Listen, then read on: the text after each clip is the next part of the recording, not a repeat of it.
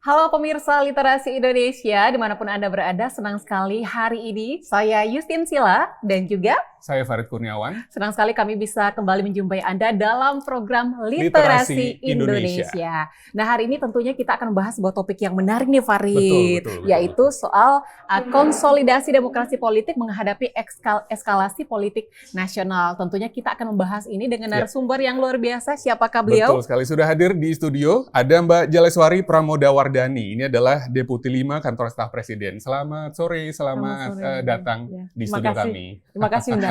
Saya senang sekali loh Mbak Dadi, karena Betul. sebelum-sebelumnya kita ada bapak-bapak, hari ini Akhirnya.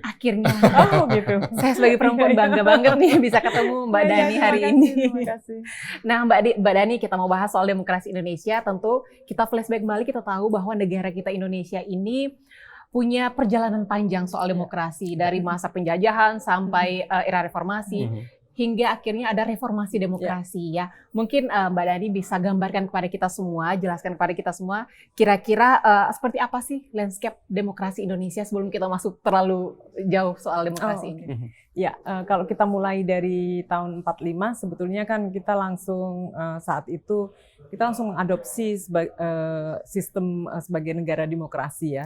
Dan kemudian dalam prosesnya kita juga saling berganti-ganti tentang demokrasi terpimpin dan lain-lain, dan sampai kemudian ke Pak Harto misalkan ya. Kita di awal kita juga demokrasi tetap menjadi pilihan kita, tetapi dalam proses selanjutnya kemudian ini lebih di satu tangan, dan kemudian biasanya kalau kekuasaan itu lama dan kemudian tidak berfungsinya soal check and balances segala macam itu, akhirnya yaitu tadi Orde Baru yang kemudian kita tahu di ujungnya kita menginginkan sebuah negara demokrasi yang antara fungsi-fungsi pemerintahan yang ada itu maupun fungsi-fungsi sistem kenegaraan itu berlangsung dengan baik antara eksekutif, yudikatif, legislatif, dan juga di internal pemerintah sendiri. Nah, kemudian reformasi kemudian hadir karena itu sebetulnya sebagai koreksi dari pemerintahan Orde Baru yang mungkin sebagian besar saya rasa merasakan bagaimana pemerintah Orde Baru pada akhirnya di satu titik menjadi pemerintah yang otoriter. Jadi kemudian kita masuk ke reformasi, dan di era ini kita memang berharap demokrasi berjalan lebih baik, pengawasan berjalan dengan lebih baik. Jadi pemerintah itu memiliki mitra dengan media, dengan masyarakat sipil, dan dengan yang non pemerintah, dan juga masing-masing eksekutif, yudikatif, dan legislatif itu berfungsi dengan sebaik-baiknya. Nah, kita memiliki jalan panjang untuk menjadi demokrasi, menuju demokrasi yang matang. Kalau misalkan mengutip apa yang disampaikan oleh kolega saya, Prof. Dr. Ikrar Nussabakti, itu kan mengatakan bahwa Indonesia itu akan matang secara demokrasi setelah mengalami 7 kali pemilu, gitu kan? Dan itu artinya 2024 setelah 2024 gitu ya. Satu lagi ya, 2024-2029 itu beliau mengatakan itu. Nah, dalam proses perjalanan ini kan masyarakat Indonesia, bangsa Indonesia digembleng oleh sebuah perjalanan tentang bagaimana demokrasi itu dimaknai. Nah, dan itu sangat dinamis, sangat situasional, karena juga zamannya juga kita berada di zaman yang sangat dinamis dan berubah, konteks globalnya juga, geopolitiknya juga mempengaruhi itu semua. Nah, sampai akhirnya hari ini gitu ya. Hari ini saya rasa kita mungkin bisa merasakan ya, 10 tahun yang lalu mungkin ketika kita bicara demokrasi itu masih terasa bahwa yang melakukan represi, yang melakukan diskriminasi dan lain-lain itu state actor gitu, negara lebih banyak. Tapi sekarang ketika teknologi, semua serba digitalisasi, dan kemudian semua keran kebebasan dibuka, saya rasa ini bukan saja membukakan kita kepada kebebasan berekspresi yang kita harapkan, kita inginkan dulu, tetapi juga ada residu-residunya gitu.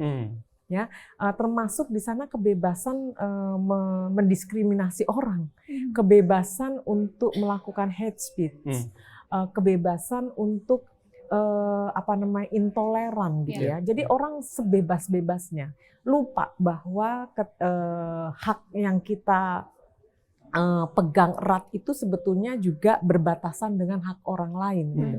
Nah ini dan saat ini saya rasa bukan Indonesia. Ini adalah fenomena global di mana nilai demokrasi hampir di semua negara itu juga turun gitu. Oke. Ada regresi demokrasi. Iya, regresi demokrasi Baik. gitu. Jadi dari perjalanan panjang itu kita bisa melihat bagaimana demokrasi dimaknai, bagaimana demokrasi kemudian mencoba dibentuk, kemudian dihadapkan oleh tantangan zaman, terus kemudian kita mencoba untuk terus-menerus memaknai itu dan melakukan itu. Nah, pada satu titik ini kita dihadapkan oleh itu. Dan saya rasa COVID-19 juga menyadarkan kita untuk tentang banyak hal. Kenapa saya nyebut COVID-19? Karena ini tidak dialami Indonesia saja, tapi ini dialami dunia. Jadi kita bisa melihat bagaimana negara-negara itu memperlakukan soal kebebasan. Ketika saat COVID, bagaimana negara itu melakukan pembatasan-pembatasan yang mungkin di satu sisi pembatasan yang dimaksud negara itu sebetulnya lebih untuk menyelamatkan, mengamankan bangsa atau warganya karena situasi sangat darurat. Nah itu hampir di seluruh dunia. Nah faktanya kita ternyata alhamdulillah termasuk 5 negara yang dianggap cukup sangat berhasil mengatasi COVID-19 ini. Dan di antara keberhasilan itu saya kira yang paling menyadarkan kita adalah betapa kita memiliki modal sosial, modal dasar dari kenapa Indonesia itu ada sampai hari ini dengan segala keberagaman, kebinekaannya yang ada. Bahkan negara-negara yang bingung dengan keberagaman yang luar biasa ini kenapa masih belum terpecah belah, kasarnya seperti itu. Nah, COVID saya rasa menyadarkan kita memiliki itu gitu. Berarti COVID ini memang sangat berpengaruh juga terhadap demokrasi dunia dan negara kita juga ya? Iya. Bagaimana cara negara-negara itu memperlakukan tanda kutip COVID itu juga merepresentasikan bagaimana demokrasi itu dimaknai juga gitu ya. Jadi kalau misalkan ada pembatasan, ada yang dianggap melakukan belenggu kebebasan dan lain-lain, itu kan sebenarnya ada konteks COVID itu sendiri. Terlepas ada yang percaya, ada yang enggak soal COVID ya, tetapi masing-masing negara memiliki cara untuk mengatasi itu semuanya. Gitu. Nah Mbak Dani, kalau berkaitan dengan regresi demokrasi tadi yang dibilang terjadi di seluruh dunia termasuk di Indonesia begitu ya, tahun 2024 sebentar lagi nih, tahun depan gitu kan, tentunya kalau kita berkaca pada pemilu 2019, bagaimana kondisinya di Indonesia dan menghadapi tahun 2024 itu dalam pandangannya Mbak Dani ini, regresi demokrasi yang terjadi di Indonesia itu seperti apa gitu? Dan apa yang harus kita waspadai gitu? Saya rasa kita memiliki pengalaman yang sangat kaya ya, dari 2 pemilu yang kita lalui, 2014 dan 2019 saya rasa kita dihadapkan oleh situasi yang tidak pernah dibayangkan dulu gitu. Di luar dugaan. Di luar dugaan. Bagaimana isu tentang post-truth, tentang hate speech, tentang itu berbarengan, campur aduk sehingga yang namanya di masa-masa pemilu itu bagaimana segregasi sosial terjadi, pembelahan sosial, bahkan sesama saudara, keluarga itu seperti itu. Karena ada isu yang ditiup-tiupkan macam-macam, ada soal intoleransi, politik identitas dan lain-lain. Dan itu manjur karena bukan hanya Indonesia yang mengalami itu, juga di negara-negara lain itu juga menggunakan isu politik identitas itu untuk memenangkan salah satu kandidat segala macam. Nah, hal-hal ini apakah akan kita hadapi lagi? Itu kan pertanyaan mendasarnya. Betul. Saya rasa saya kok melihat ya di Indonesia ini tidak ada yang mengalami disinformasi, fitnah, hoax segala macam seperti presiden kita. Oke. Ya.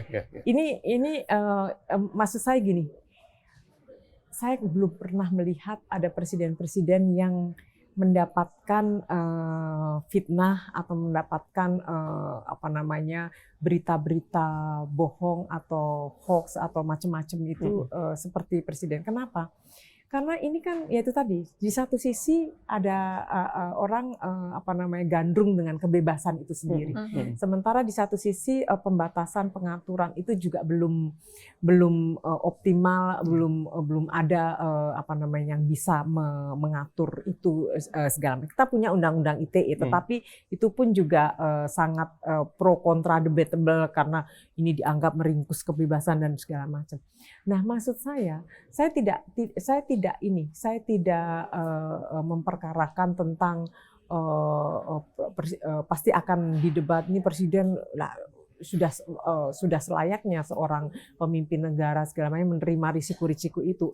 Itu saya tidak akan membahas apakah ini salah atau benar. Tetapi saya rasa pengalaman presiden ini untuk ke depan betapa pedihnya sebuah segregasi sosial terjadi hanya gara-gara ini.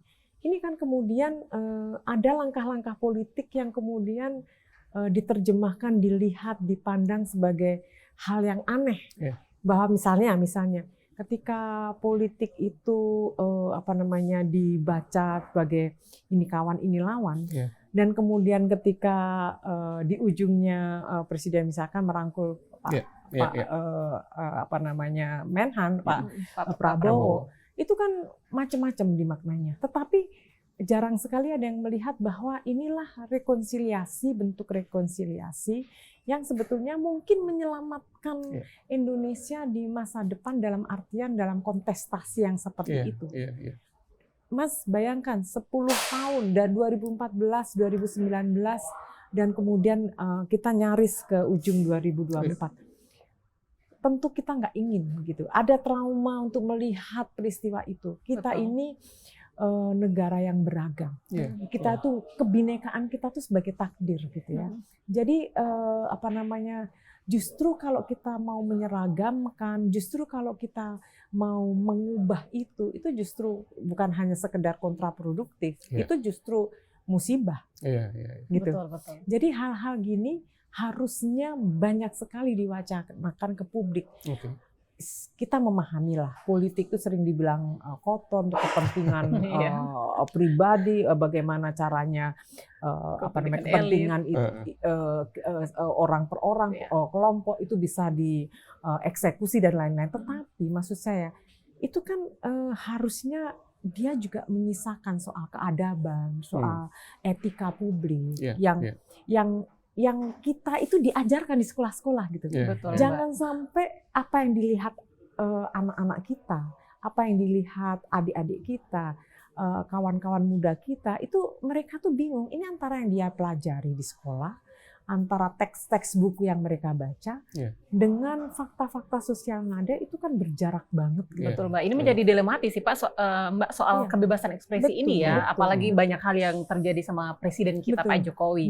Jadi masyarakat ini mungkin kami dari sisi masyarakat tuh melihat jadi bingung gitu loh. Di satu sisi ya ini mungkin masuk bagian kebebasan ekspresi, tapi di satu sisi secara etika memang tidak pas gitu loh. Apakah ini artinya bahwa memang secara hukum kebijakan di Indonesia ini memang masih perlu terus direformasi juga apa gimana, Mbak?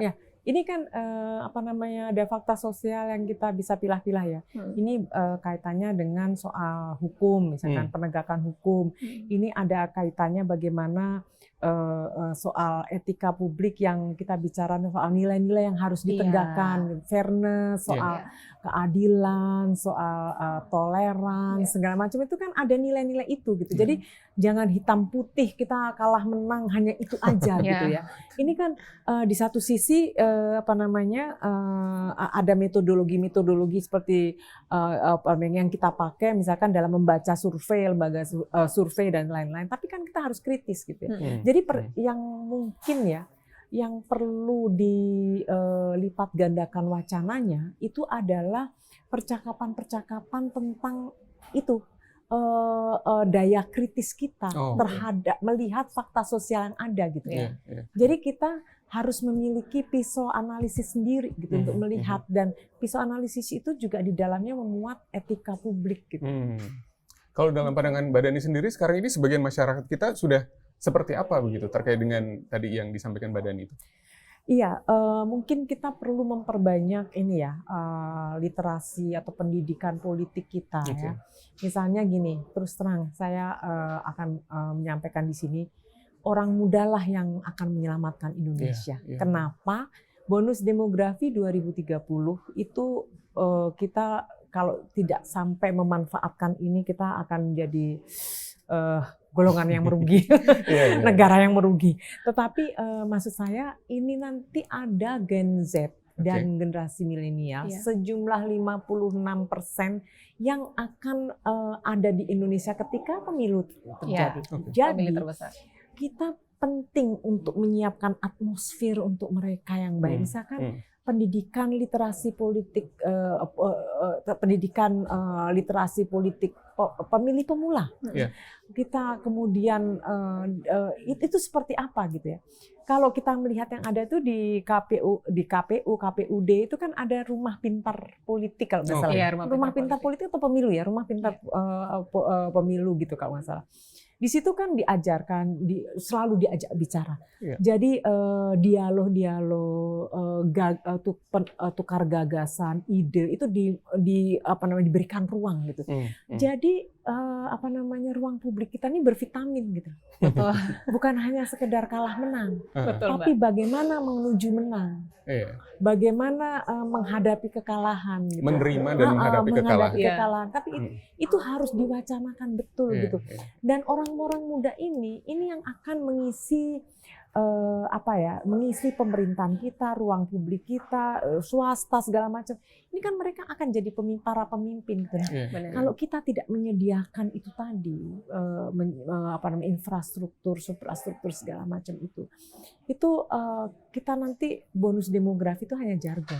Betul. Dan itu menjadi tantangan juga ya buat kita ya, milenial dan juga Gen Z. Apalagi situasi saat ini memang demokrasi Indonesia tuh bisa dibilang mulai dalam keadaan menurun kali ya, mulai 2019 pemilu 2019 dan menjelang 2024. Artinya ini menjadi tantangan besar buat Gen Z sama milenial, bagaimana mempersiapkan diri, memitigasi diri supaya 2024 ini benar-benar berjalan dengan aman ya, Mbak. Iya. Dan ini Mbak, saya rasa kita kan sering ya memberikan stigma terhadap kawan-kawan milenial dan Gen Z itu ya. Mereka ini apolitis gitu kan. Ya, benar. Saya rasa saya bukan membela mereka, tetapi paham kenapa mereka apolitis. Jangan-jangan politik hari ini yang kita pertontonkan kepada mereka adalah politiknya nggak berkeadaban gitu. Setuju ya kan? Politik yang tidak memuat belas kasih, politik yang nggak memuat tentang fairness, politik yang membingungkan antara mencampur baurkan antara kebenaran dan hal-hal yang tidak boleh dilakukan gitu. Betul, Mbak. Jadi itu bisa masuk akal kalau mereka melihat politik sebagai sesuatu, nggak mau deh gitu. Apalagi kalau menjelang tahun politik itu kan di media sosial, di media, di TV dan lain-lain, itu bahkan soal politik itu kebanyakan soal soal perkelahiannya atau kubu-kubuan. Benar. Kesejukan politik itu malah jarang. Benar. Dan itu yang membuat mereka ini ya, merasa bahwa aku nih akan dimanfaatkan. Tahun-tahun politik nih pasti aku akan dimanfaatkan untuk ini segala macam. Selama ini nggak pernah disapa gitu.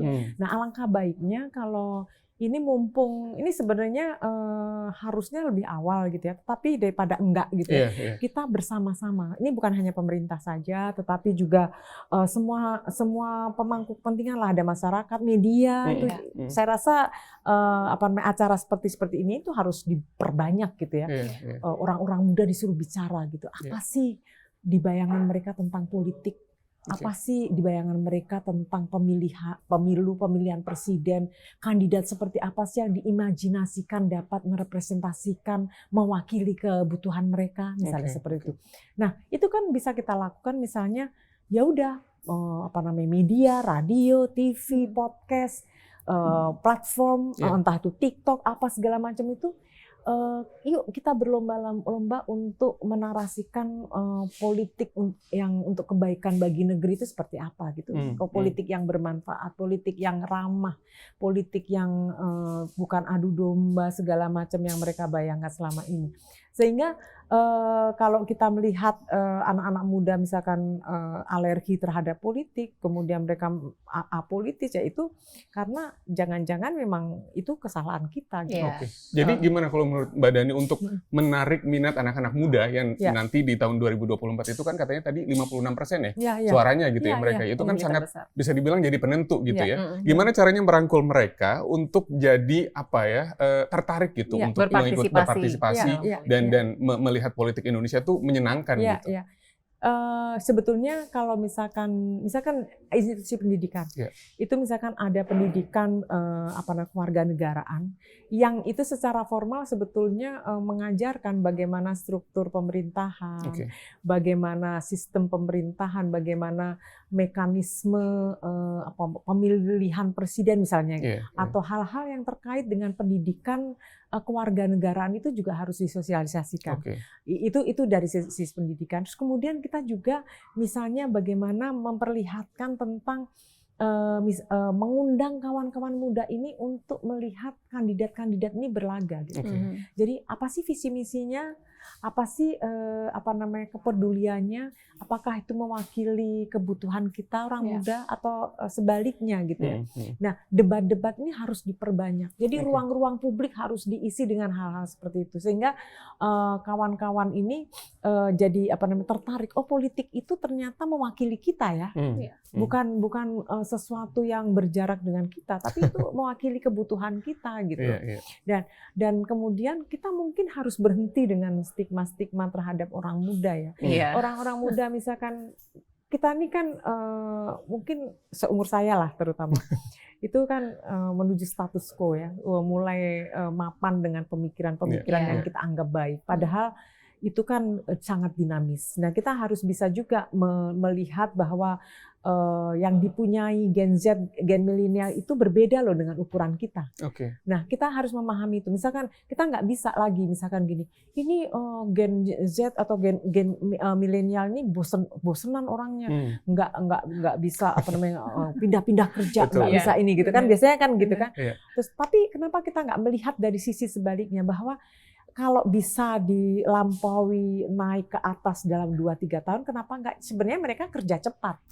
Nah, bukan jangan kemudian kita menstigma itu. Jadinya kita akhirnya dikontraskan dengan generasi mereka. Dan memang karakter milenial Gen Z ini emang unik ya.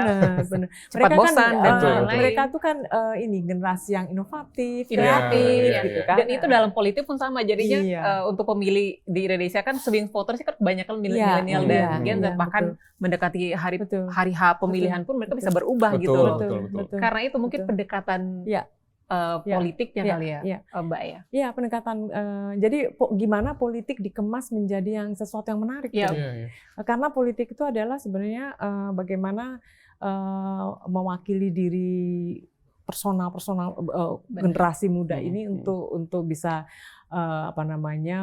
dilakukan oleh negara atau oleh pemerintah untuk mereka juga gitu. Jadi kalau dia merasa bahwa politik itu nggak berguna buat kita, politik itu adanya pertengkaran ini segala macam ya. saya rasa nggak menarik. Termasuk juga mungkin ini metode pendidikannya begitu ya. Kalau tadi Mbak Dani sempat bilang pendidikan kewarganegaraan. Yang saya ingat zaman dulu tuh kalau belajar pendidikan kewarganegaraan, hafalannya banyak banget, hafal Pancasila, panjang-panjang gitu. Anak milenial Gen Z kan sekarang kayak ini pelajaran apa? Kenapa harus ngapalin sebanyak ini? Mungkin metodenya bisa diajarkan dengan cara yang lebih fun gitu. Kita memang kemasan itu jadi penting ya, karena kan ini kan era digitalisasi. Jadi gimana caranya ini menjadi apa ya?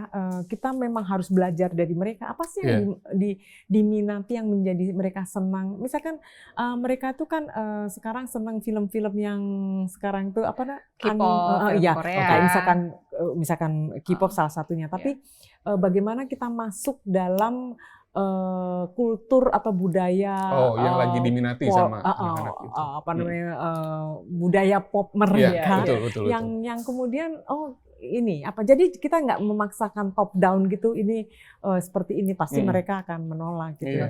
Jadi sebetulnya salah satu upaya keras kita sebetulnya bagaimana caranya orang-orang muda yang kreatif, inovatif ini ikut memilih gitu. Upaya untuk memilih datang ke bilik suara itu juga bukan hal yang mudah gitu. Minimal nggak golput itu juga tidak mudah gitu.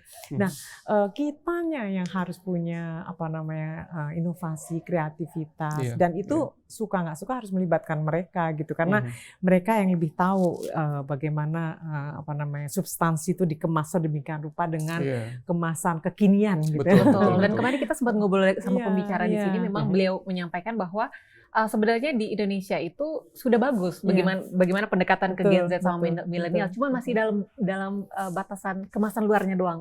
Substansinya belum dapat. Jadi terlalu formal gitu loh. Sementara kalau generasi kita ini gimana dari hati ke hati. Mungkin aja ngobrol yang masa sekarang aja, nggak usah ngomong terlalu jauh dulu. Yang lebih deket ya sama mereka ya. Yang faktanya dulu. Sekarang mereka kami pasti akan bandingkan gitu loh. Loh ini kita ngomongin 2045, tapi kenyataannya sekarang situasi politik seperti apa. Betul. Dan mungkin ke Mbak Dani, mungkin dengan situasi demokrasi saat ini yang bisa dibilang menurun, apakah Mbak Dani melihat masih ada harapan nih setelah 2024 atau mungkin pemilu 2024 akan jauh lebih baik daripada 2019 atau malah kebalikan nih? Iya, saya selalu percaya bahwa kita ini belajar ya. Saya yakin apapun preferensi politik kita nanti, apapun pilihan kita, kandidat kita nanti, tapi kita belajar bahwa betapa menyedihkan ketika kita tidak bisa bicara dengan leluasa seperti sebelum pemilu dengan saudara, dengan kawan, gitu kan, yang berubah kemudian jadi musuh dan lain-lain itu. Jadi saya yakin setiap orang, setiap kelompok, setiap komunitas itu pasti belajar dari tahun 2014 dan 2019. Nah, bagaimana cara belajarnya dan bagaimana kita kemudian mencoba menciptakan mekanisme agar itu tidak terjadi lagi, ini saatnya gitu. Jadi misalnya gini, ya politik itu harus kita mainin, jangan mungkin politik itu ada kalanya kita nggak usah terlalu serius ngelihatnya gitu. Maksudnya ini adalah kontestasi kita ngelihat, tapi ini bukan sekedar kontestasi bagaimana meraih kemenangan atau kemudian menjadi kalah dan lain-lain, tetapi bagaimana nilai itu juga harus kita genggam gitu. Pesta demokrasi bersama kan ini. Kayak misalkan fairness itu tadi. Itu kita kemudian soal keadilan, jangan curang. Itu kan nilai-nilai yang sebetulnya ada dalam diri kita. Dan kemudian bagaimana itu keluar gitu ya. Jadi kayak misalkan misalkan gini. Bagaimana memobilisasi orang-orang muda itu agar tertarik melihat, yuk kita ngelihat 3 atau 2 atau 4 capres ini untuk yang kalian lihat yang akan kira-kira berguna bagi Indonesia ke depannya, misalkan gitu. Ajakan-ajakan itu kan akan biasanya peer group-nya itu akan lebih enak. Mereka nggak tahu deh, mungkin ada handicap kalau misalkan yang ngajak tuh kita gitu. Mungkin kita kurang luas atau kita kurang tahu caranya mengajak mereka, tetapi dari kitanya sendiri harus menyediakan diri untuk itu tadi, bahwa dunia sudah berubah, teknologi sudah melingkupi kita, sudah hampir bagian dari apa yang kita. Nah itu kita harus ikut kreatif juga gitu. Jadi Jadinya mengajak betul. generasi muda belajar juga dari sebelumnya, terutama di pemilu 2019. Betul. Kita tahu ya bahwa waktu itu kerawanan luar biasa loh, Mbak ya. Iya. Apakah ada kemungkinan bisa terjadi juga di 2024? Apalagi kita tahu anak muda banyak banget terlibat. Iya. Justru itu pentingnya literasi digital, literasi politik segala macam sebanyak-banyaknya di ruang publik kita gitu. Kita tahu bahwa ya kita sekarang sangat menyadarkan diri soal teknologi digitalisasi segala macam. Tapi jangan salah, itu bisa membawa berkah tapi juga bisa menjadi musibah. Jadi gimana caranya itu bisa kita optimalkan menjadi berguna bagi Indonesia misalnya. Jadi kita memang harus ditarik bukan sekedar untuk kita. Untuk generasi Z, generasi milenial. Tetapi bagaimana untuk Indonesia? Kenapa? Indonesia itu rumah kita. Kita jangan membakar rumahnya. Kita nanti loh yang akan mendiami di sana, gitu kan? Kan orang-orang, makanya tadi saya bilang Indonesia itu akan diselamatkan oleh orang muda. Karena 56 pemilih dari sekarang itu orang muda yang akan mendiami dan menjadi pemimpin kita tuh mungkin 10-15 tahun lagi. Karena 10-15 tahun itu ya kita juga akan merasakan juga seperti apa Indonesia ini. Jadi dan kalau kita bilang kerawanan yang perlu diwaspadai nggak hanya di dunia nyata aja ya Mbak ya, tapi di dunia maya pun juga itu yang kayaknya sampai sekarang tuh masih ada tuh si A si B itu dia. Itu. Nah, artinya yang terakhir nih ya Mbak Dani, artinya bahwa untuk anak-anak muda ya, kaula muda ini memang perlu dengan penguatan pendidikan politik yang masif juga ini ya untuk istilahnya mengantisipasi kerawanan politik di tahun kerawanan di pemilu 2024. Nah, menurut Mbak Dika, kira-kira pendidikan politik untuk anak muda sejauh ini sudah bagus atau seperti apa? Belum cukup ya, belum cukup bahwa upaya itu dilakukan ya. Tetapi memang harus lebih masif lagi ya. Politik itu kan kalau kita bicara soal idealnya itu kan adalah bagaimana upaya bersama untuk mencapai kehidupan bersama-sama yang lebih baik gitu ya. Kalau kita sederhanakan seperti itu. Jadi untuk menuju ke arah yang lebih baik kita memang harus mengerahkan segala sumber daya manusia dan sumber daya manusia yang sangat strategis hari ini adalah orang muda.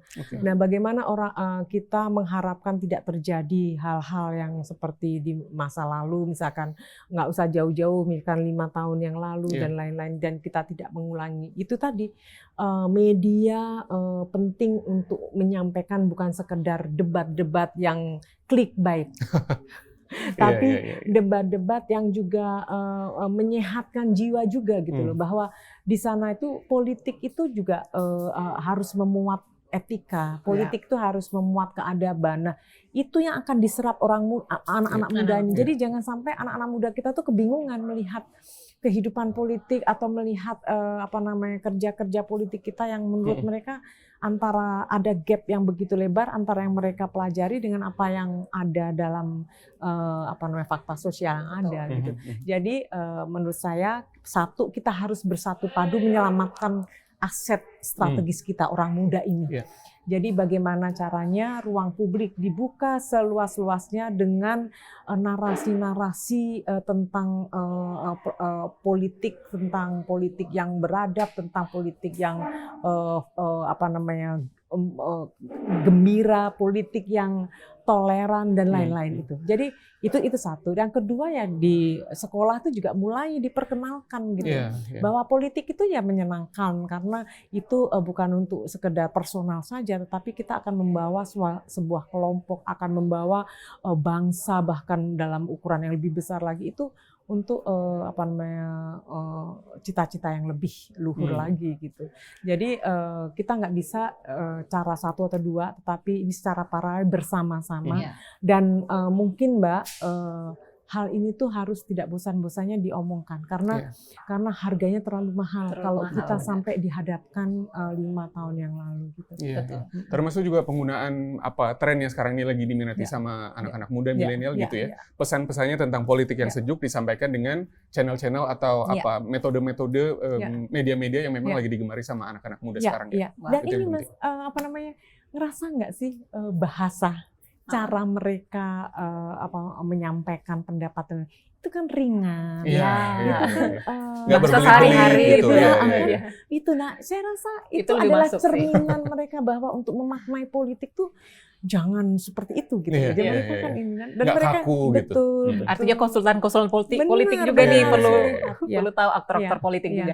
Pak, pokoknya terima kasih banyak ya. Sama-sama. Mbak Dani, luar biasa hari ini kita belajar banyak. Betul. Intinya kita harus bersatu padu, Mhm. Ya. kita harus merangkul juga Iya. terutama anak-anak Ya. muda karena Khususnya teman-teman kita nih, generasi kita. generasi nih. muda Iya, ya. iya, Kita harus memastikan Iya. bahwa demokrasi kita berjalan Iya. dengan baik. Kita menyelamatkan anak muda karena mereka akan menyelamatkan kita. Ya, Yes. setuju Mbak, setuju.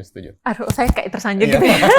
Iya. Siap, kami siap belajar sama-sama karena kami masih Terima muda ya, kasih, ya. Mbak ya. Mhm. Kami siap Ya. untuk belajar bagaimana membantu, bagaimana Indonesia ke depannya supaya demokrasinya biar lebih matang Ya, lagi. ya. Terima kasih Mbak Ya, udah hadir di sama-sama. sini. Terima kasih Mbak Dani. Sehat selalu. Ya, Luar Ya, biasa ya, nggak luar kerasa. biasa, Pengennya ngobrol terus cuman Betul. Tapi kayaknya Betul, waktunya betul. terbatas. Jadi nanti kita akan ketemu lagi dengan bahasan yang lebih menarik tentunya Lebih dari menarik. sekarang. Walaupun sekarang udah menarik banget nih. menarik Kita banget. pengen nambah waktu sebenarnya. Tapi Iya, gimana iya. dong? Next time ya Mbak ya, nanti Terima semoga kasih, bisa terima jumpa kasih. lagi. Siap. Mbak Dani harapannya semoga sekali lagi 2024 lebih sejuk dari yang kemarin-kemarin. Amin. Gitu ya. Amin. Harusnya kita belajar dari yang lalu. Betul. Amin. Baik, terima Harus kasih. belajar dari masa Iya, lalu. iya, iya. Baik, pemirsa Literasi Indonesia, tidak terasa nih kita sudah di penghujung acara. Terima kasih sudah menyaksikan acara ini dan sampai jumpa lagi di episode-episode selanjutnya. Saya Justin Sila pamit undur diri. Dan saya Farid Kurniawan, sampai berjumpa lagi di Literasi Indonesia. Indonesia selanjutnya. Bye bye.